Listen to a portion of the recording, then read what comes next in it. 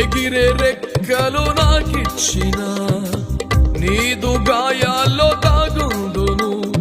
సింహాన్ని చంపే బలమిచ్చిన, నీ చాటుని బ్రతికెదను. బలము నీదే కదా, కృపయు నీదే కదా. బలము నీదే కదా, కృపయు నీదే కదా.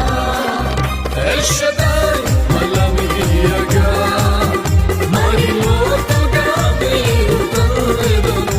అదోనై తోడుండగా, పైకెదిగి ఫలించెదను. ఎల్ షద్దై